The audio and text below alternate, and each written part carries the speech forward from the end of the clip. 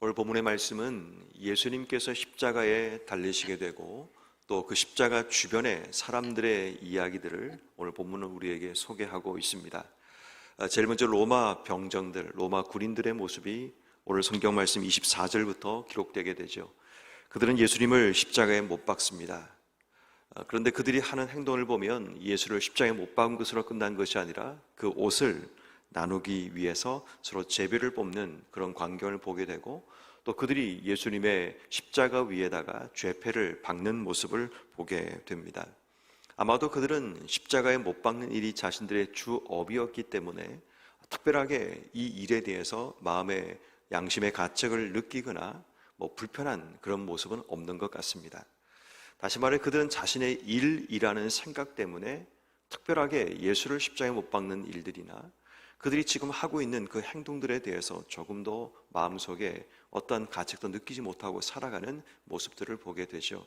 어쩌면 여러분 우리도 마찬가지입니다.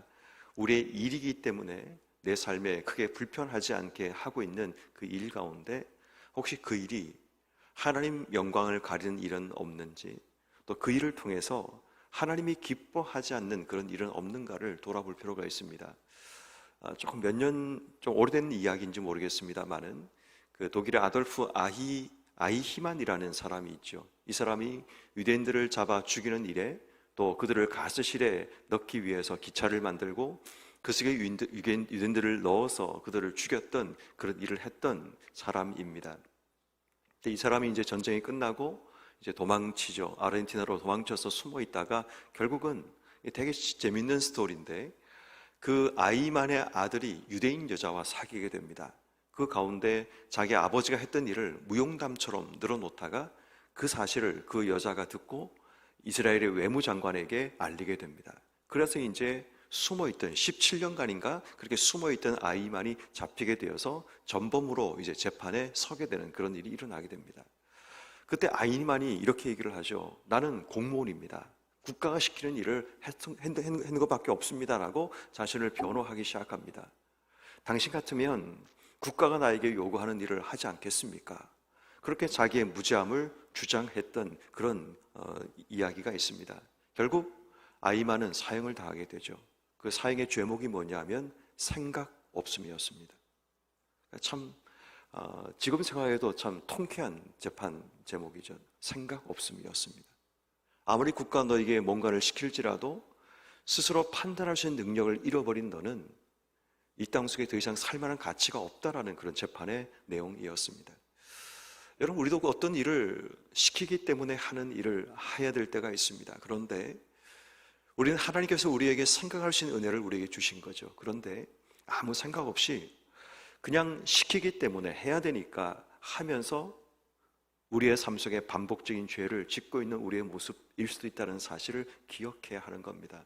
어쩌면 로마 병정들도 지금 자신이 하는 일이 자신에게 주어진 임무였기 때문에 그 일을 하고 있을 겁니다.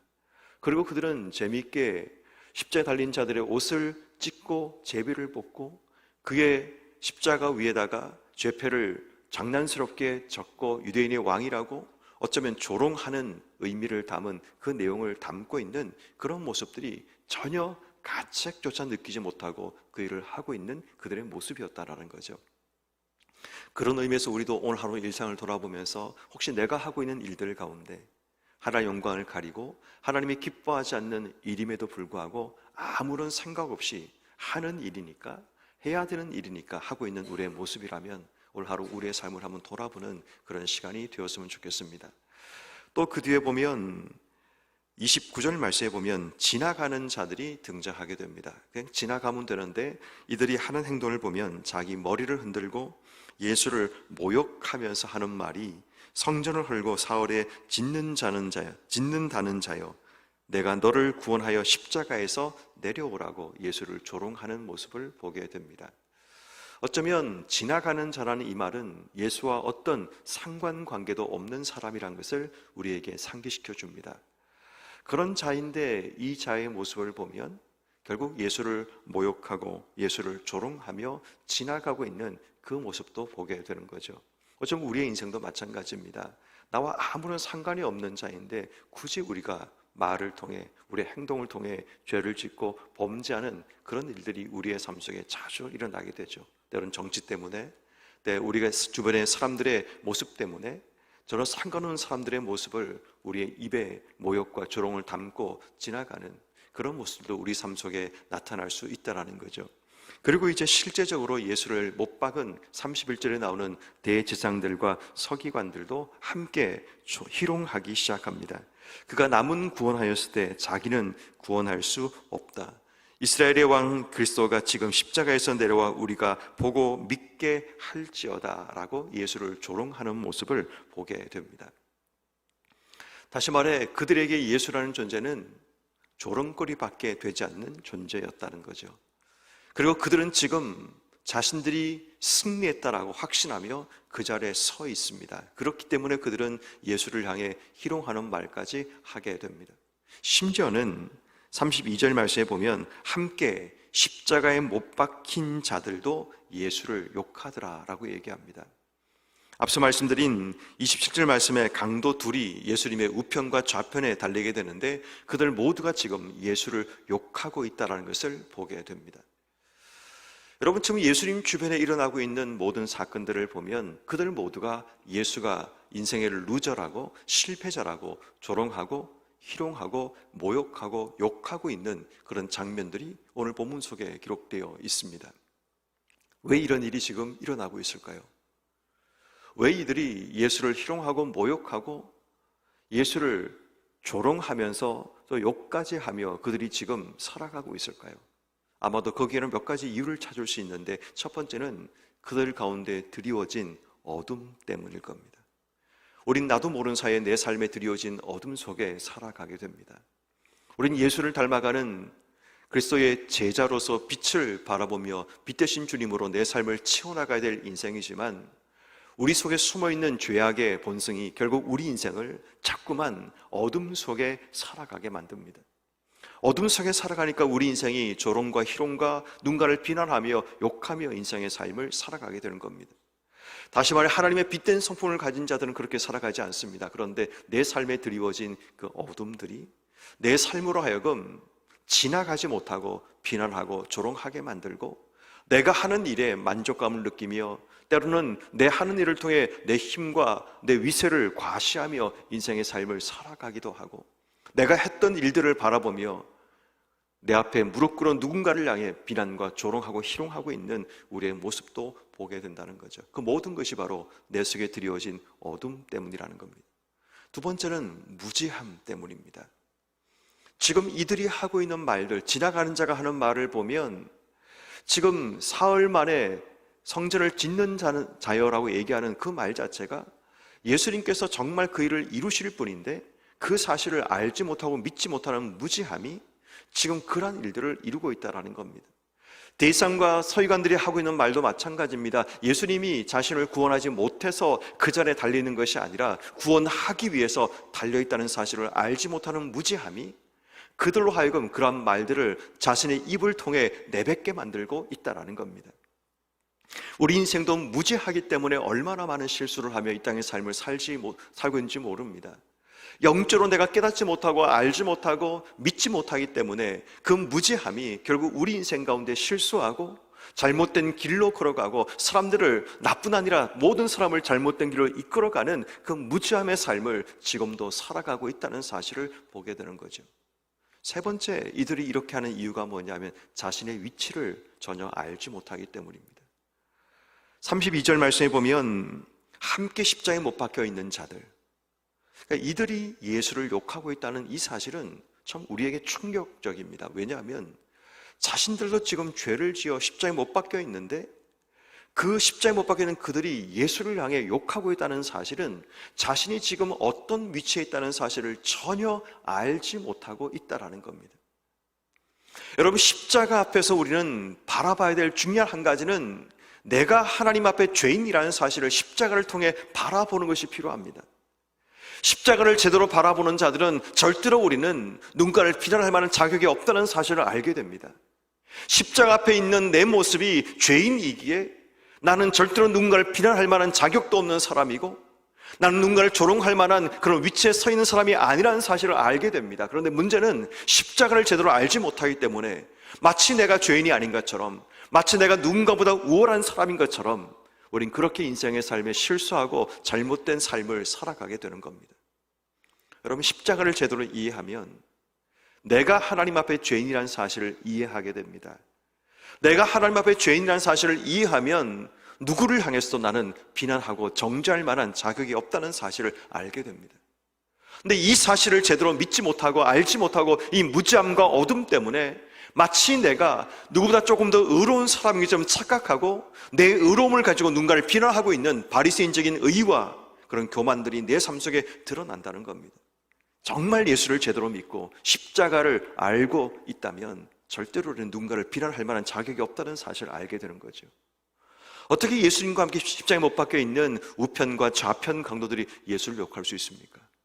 이유는 한 가지입니다. 자기가 어떤 위치에 있다는 사실을 모르는 거죠. 자신이 죄인이라는 사실을 전혀 알지 못하고 살기 때문에 결국 그들 또한 예수를 향해 조롱하는 그 자리에 함께 동참하게 되었다라는 사실입니다. 그렇다면 여러분, 오늘 하루 우리는 어떻게 주신 삶을 살아가야 할까요? 우리 앞에는 동일한 일상이 우리의 삶 속에 반복될 것이고, 때로는 내 삶 속에 수많은 사람들이 내가 가십거리로 삼을 만한 수많은 일들도 우리의 삶 속에 일어나게 됩니다. 내가 꼭 비난하고 싶은 사람들도 내 삶에 생겨나게 되고, 누군가의 잘못을 지적하고 비난하고 욕하고 싶은 마음이 내 속에 생겨나게 될 겁니다. 그렇지만 오늘 이 말씀을 읽고 이 말씀을 알고 이 말씀을 기억하며 사는 우리라면 올 하루 우리의 입을 닫아야 합니다. 내 삶 속에 비난하고 싶은 사람들, 때로는 욕하고 싶은 사람들, 조롱하고 싶은 그런 거리가 되는 사람들을 향해 나는 그러한 사람을 비난할 만한 자격이 없다는 사실을 기억하고 오늘도 입을 멈출 수 있는, 닫을 수 있는 그런 결단이 우리에게 필요합니다. 다시 말해 십자가의 주님을 제대로 알고 믿는다면 내가 죄인이기 때문에 내게 주님의 은혜가 필요한 거지, 내가 누군가를 비난하며 나는 죄인이 아니라는 그 인식을 벗어나는 삶은 잘못된 겁니다. 다시 말해 내게 하나님의 구원이 필요하고 십자가의 주님이 내게 필요한 거지, 내가 누군가를 정죄하고 비난하며 저 사람만 주님이 필요한 게 아니라는 얘기입니다. 다시 말해 내가 누군가를 비난하고 있다면 나는 주님의 구원이 필요 없다는 이야기를 하고 있는 겁니다. 내가 죄인이라는 사실을 알고 있으면 십자가의 주님이 내게 필요한 존재라는 것을 고백하는 겁니다. 그래서 우리는 매일마다 십자가의 주님이 내게 필요하고 이 죄인된 내 인생 가운데 찾아오셔야 된다는 사실을 고백하며 주 앞에 엎드려야 되는 것, 이것이 신앙입니다. 그러므로 오늘 하루 삶을 살아가면서 누군가를 비난하고 조롱하고 정죄하며 사는 것이 아니라, 주님, 내가 죄인입니다.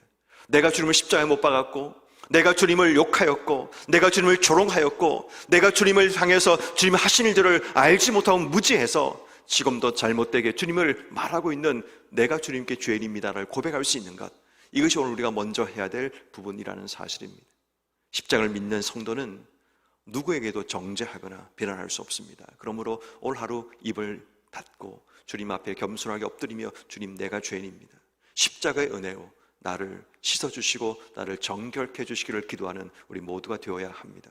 두 번째는 여러분, 오늘 하루 우리가 어떻게 살아야 되는가 하면 내 속에 들어진 어둠을 물리치고 내 속에 있는 무지함을 깨트리며 내 위치를 알지 못한 지 지금도 마치 내가 누군가를 정죄하고 비난할 수 있는 자격이 있는 자라는 그 생각들을 철저하게 내려놓는 삶을 살아야 됩니다.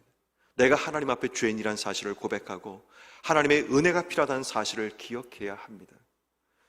여러분, 목사들이 바라보는 성도들은 다른 거 없습니다. 그 사람이 어떤 신분을 가지냐, 얼마나 재산이 많으냐, 얼마나 좋은 집에 사느냐, 전혀 아닙니다. 하나님의 은혜가 필요한 성도, 하나님 앞에 죄인임을 고백하는 성도들에게 위로와 하나님 말씀을 전하는 것이 목사의 역할입니다. 그들이 세상 속에 어떤 직분을 가지느냐 중요하지 않습니다. 그것을 바라보면 목회가 안 되는 거죠. 단지 하나님의 은혜가 필요해서 나왔던 성도이기에 위로가 필요하고, 은혜를 삼하는 자들에게 그 은혜로 나갈 수 있도록 길을 열어주고 알려주는 것, 이것이 목사들이 해야 될 역할입니다.